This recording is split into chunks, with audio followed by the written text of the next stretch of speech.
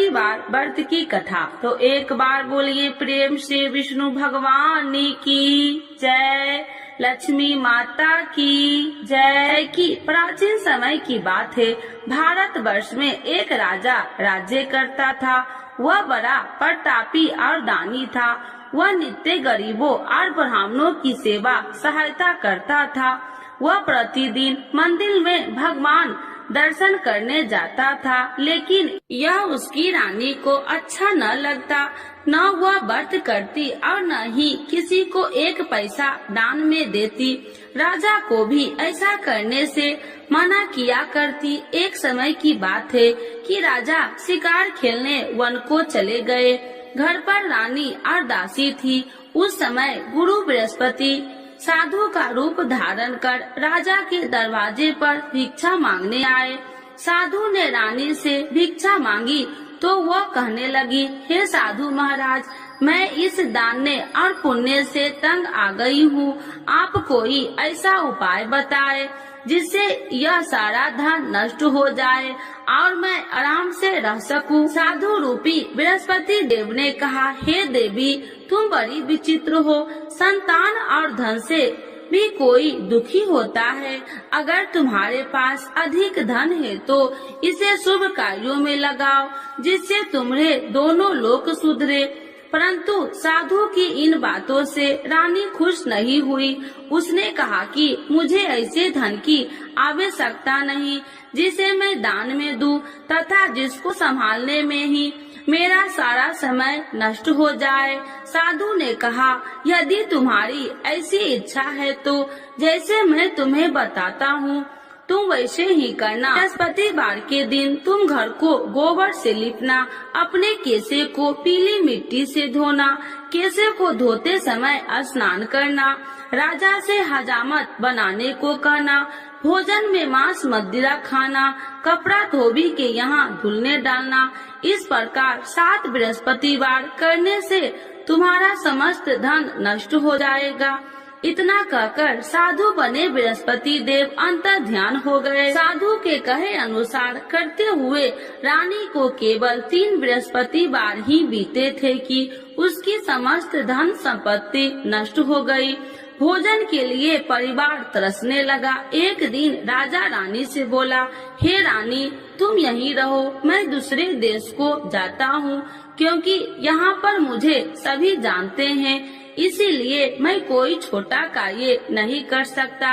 ऐसा कहकर राजा परदेश चला गया।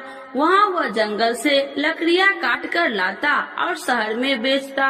इस तरह वह अपना जीवन व्यतीत करने लगा। इधर राजा के बिना रानी और दासी दुखी रहने लगी। एक समय जब रानी और दासियों को 7 दिन बिना भोजन के रहना पड़ा तो रानी ने अपनी दासी से कहा, हे दासी, पास ही के नगर में मेरी बहन रहती है, वह बड़ी धनवान है, तू उसके पास जा और कुछ ले आ ताकि थोड़ा बहुत गुजर बसर हो जाए।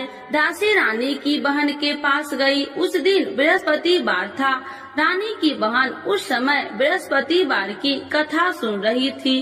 दासी ने रानी की बहन को अपनी रानी का संदेश दिया, लेकिन रानी की बहन ने कोई उत्तर नहीं दिया। जब दासी को रानी की बहन से कोई उत्तर नहीं मिला तो वह बहुत दुखी हुई। उसे क्रोध भी आया। दासी ने वापस आकर रानी को सारी बात बता दी। सुनकर रानी ने अपने भाग्य को कोसा।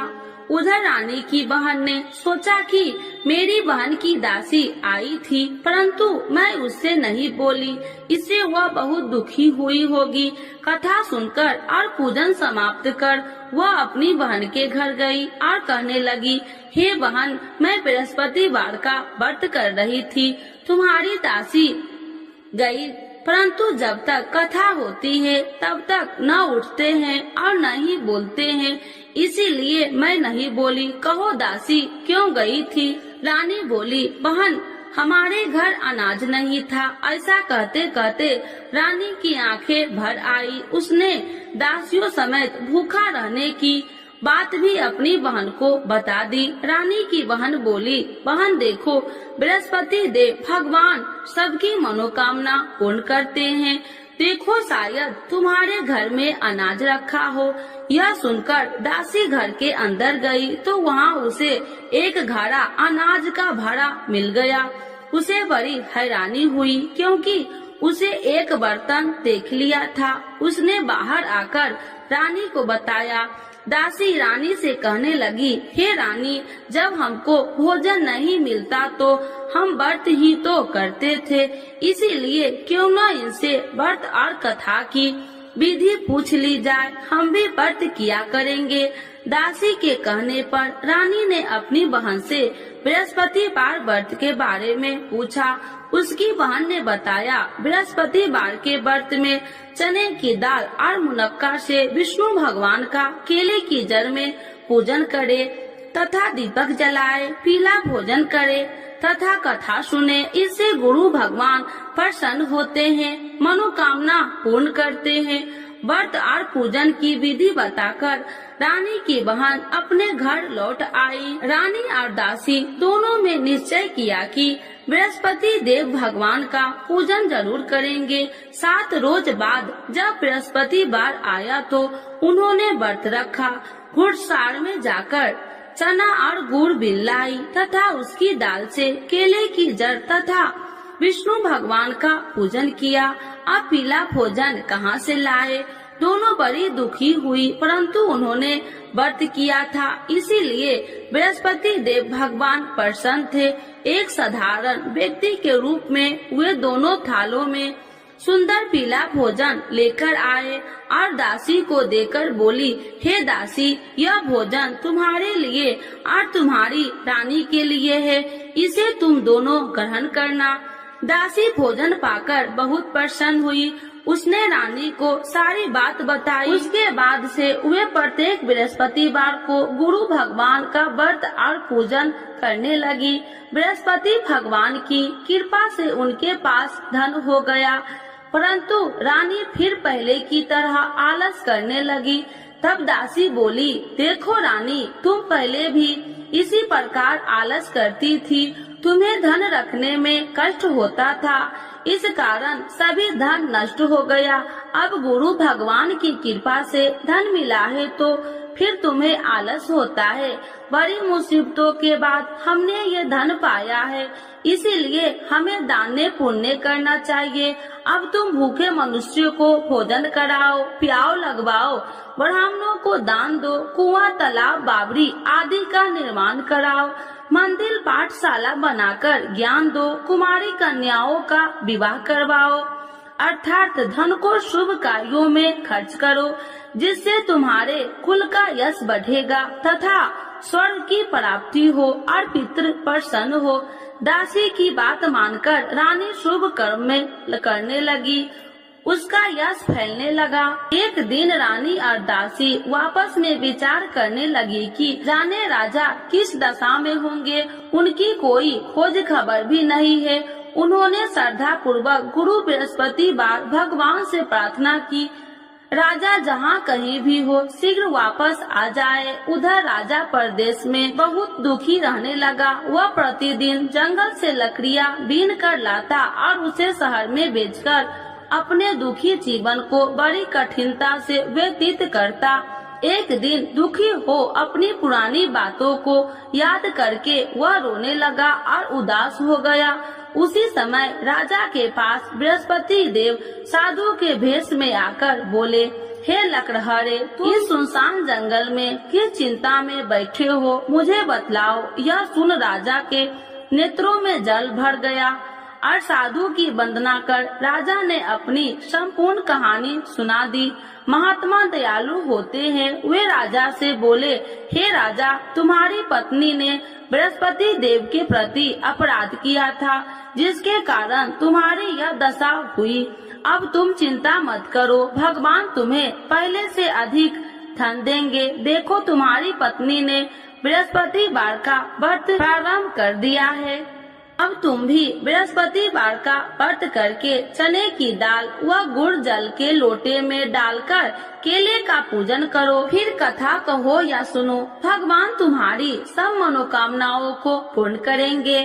साधु की बात सुनकर राजा बोले, हे प्रभु, लकड़ी बेचकर तो इतना पैसा भई नहीं बचता जिससे भोजन के उपरांत कुछ बचा सकूं। मैंने रात्रि में अपनी रानी को व्याकुल देखा है। मेरे पास कोई साधन नहीं जिससे उसका समाचार जान सकूं। फिर मैं कौन सी कहानी कहूँ, यह भी मुझको मालूम नहीं। साधु ने कहा, हे राजा, मन में बृहस्पति भगवान के पूजन व्रत का निश्चय करो, वे स्वयं तुम्हारे लिए कोई राह बना देंगे। बृहस्पतिवार के दिन तुम रोजाना की तरह लकड़ियाँ लेकर शहर में जाना। तुम्हें रोज से 2 गुना धन मिलेगा, जिससे तुम भली भांति भोजन कर लोगे तथा बृहस्पति देव की पूजा का सामान भी आ जाएगा। धीरे धीरे समय व्यतीत होने पर फिर बृहस्पतिवार का दिन आया। राजा जंगल से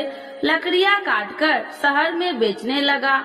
उसे उस दिन और 2 दिनों से अधिक धन मिला। राजा ने चना गुड़ आदि लाकर बृहस्पतिवार का व्रत किया। उस दिन से उसके सभी कलेश दूर हुए।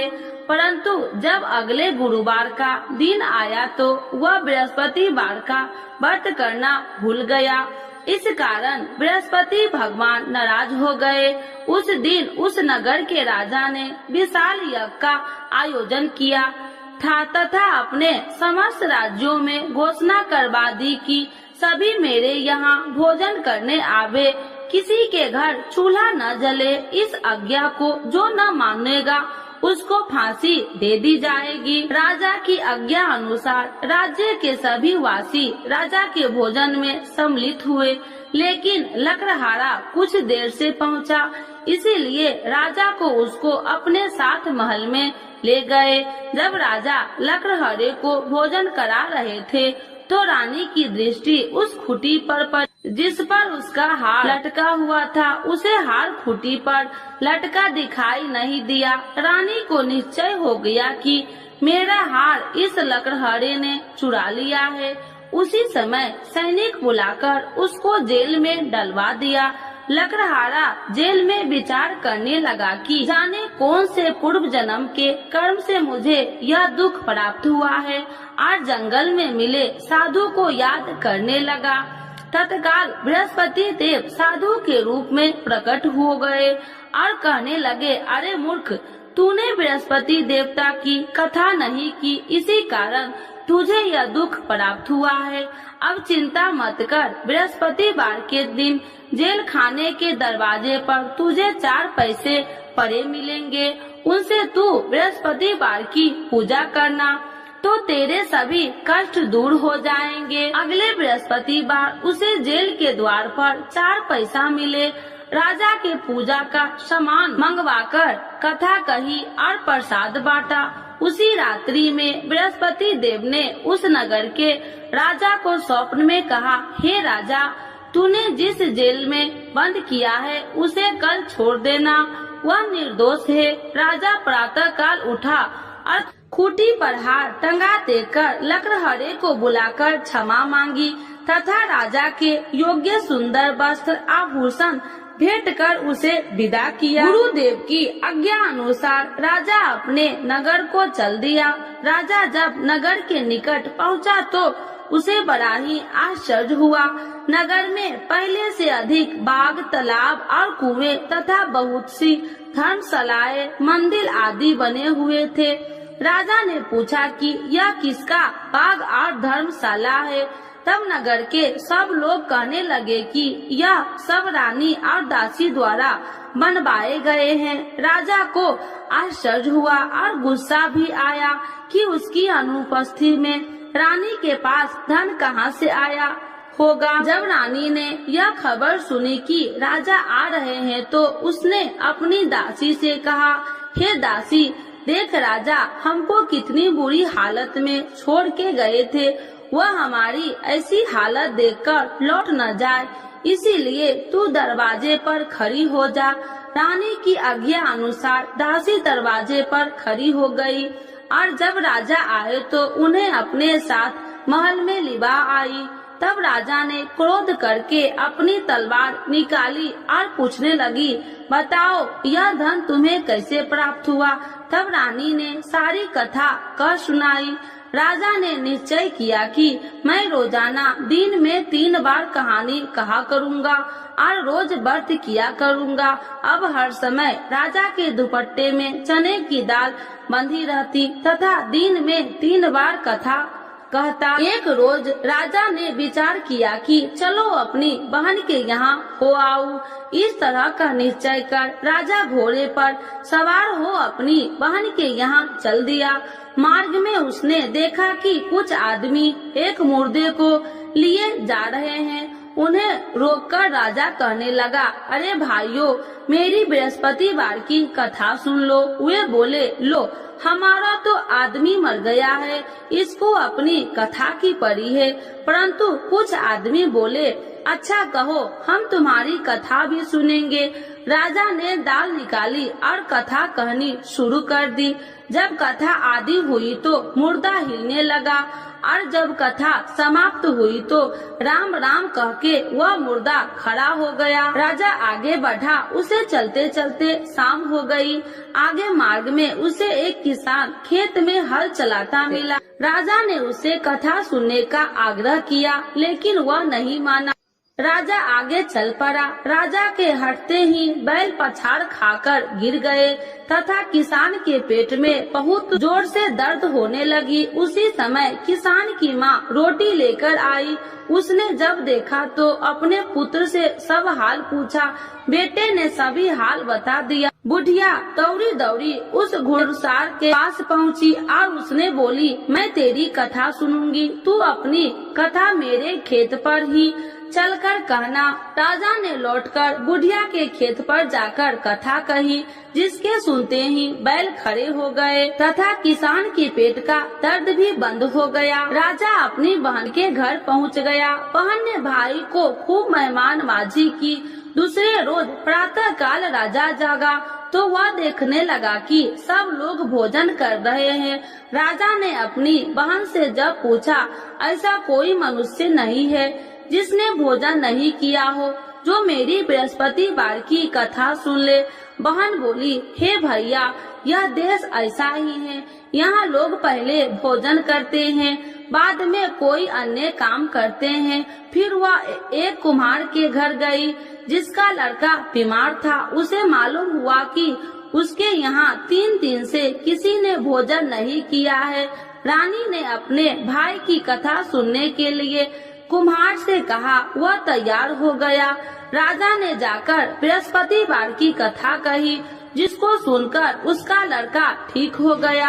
अब तो राजा को प्रशंसा होने लगी। एक दिन राजा ने अपनी बहन से कहा, हे बहन, अब मैं अपने घर जाऊंगा, तुम भी तैयार हो जाओ। राजा की बहन ने अपनी सास से अपने भाई के साथ जाने की आज्ञा मांगी।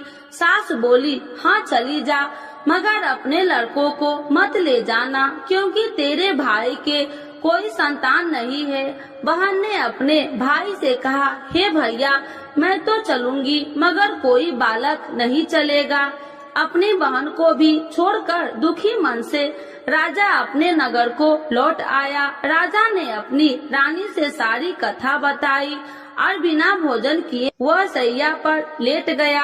रानी बोली, हे प्रभु, बृहस्पति देव ने हमें सब कुछ दिए हैं, वे हमें संतान अवश्य देंगे। उसी रात बृहस्पति देव ने राजा को स्वप्न में कहा, हे राजा, उठ, सभी सोच त्याग दे, तेरी रानी गर्भवती है। राजा को यह जानकर बड़ी खुशी हुई। 9वें महीने में रानी के गर्भ से एक सुंदर पुत्र पैदा हुआ। तब राजा बोला, हे रानी, स्त्री बिना भोजन के रह सकती है, परंतु बिना कहे नहीं रह सकती। जब मेरी बहन आए तो तुम उससे कुछ मत कहना। रानी ने हाँ कर दी। जब राजा की बहन ने यह शुभ समाचार सुना तो वह बहुत खुशी हुई तथा बधाई लेकर अपने भाई के यहाँ आई। रानी ने तब उसे आने का उलाहना दिया। जब भाई अपने साथ ला रहे थे तो तब टाल गई, उनके साथ न आई और आज अपने आप भागी भागी बिना बुलाए आ गई।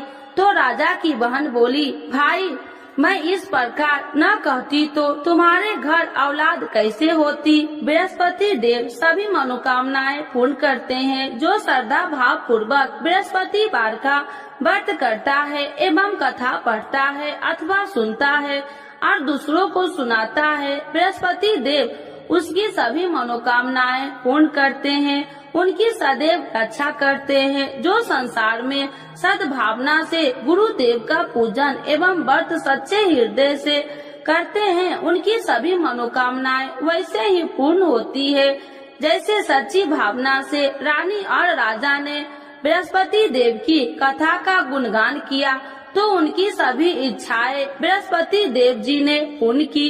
अनजाने में भी बृहस्पति देव की उपेक्षा न करे, ऐसा करने से सुख शांति नष्ट हो जाती है। इसीलिए सबको कथा सुनने के बाद प्रसाद लेकर जाना चाहिए। हृदय से उनका नमन करते हुए जयकारा बोलना चाहिए। तो एक बार बोलिए प्रेम से बृहस्पति भगवान की जय, विष्णु भगवान की जय, लक्ष्मी माता की जय। आरती श्री बृहस्पति देव की। ओम जय बृहस्पति देवा, स्वामी जय बृहस्पति देवा, छीने छीने भोग लगाऊं, छीने छीने भोग लगाऊं, कदली फल में बा।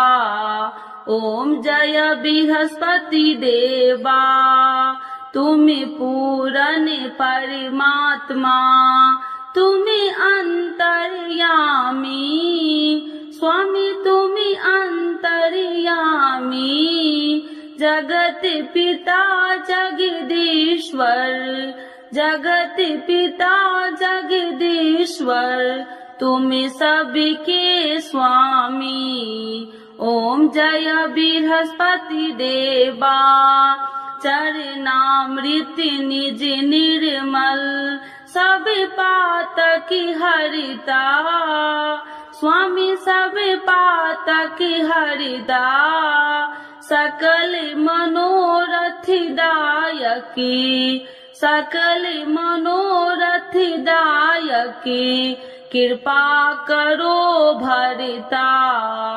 ओम जय बृहस्पति देवा, तन मन धन अर्पण कर, जो जन शरण पड़े, स्वामी जो जन शरण पड़े, प्रभु प्रकट तब हो करे, प्रभु प्रकट तब हो कर, आकर द्वार खड़े। ओम जय बृहस्पति देवा, दीन दयाल दयानिधि, भक्तन हितकारी, स्वामी भक्तन हितकारी, पाप दोष सब हरता, पाप दोष सब हरता, भव बंधन हारी। ओम जय बृहस्पति देवा, सकल मनोरथ दायकी, सब संशय तारो, स्वामी सब संशय तारो, विषय विकार मिटाओ, विषय विकार मिटाओ, संतन सुखकारी। ओम जय बृहस्पति देवा, जो कोई आरती तेरी प्रेम सहित गावे, स्वामी प्रेम सहित गावे, ज्येष्ठानंद बंद सो, ज्येष्ठानंद बंद सो, सो निश्चय पावे। ओम जय बृहस्पति देवा, स्वामी जय बृहस्पति देवा। बृहस्पति भगवान की जय, विष्णु भगवान की जय, लक्ष्मी माता की जय।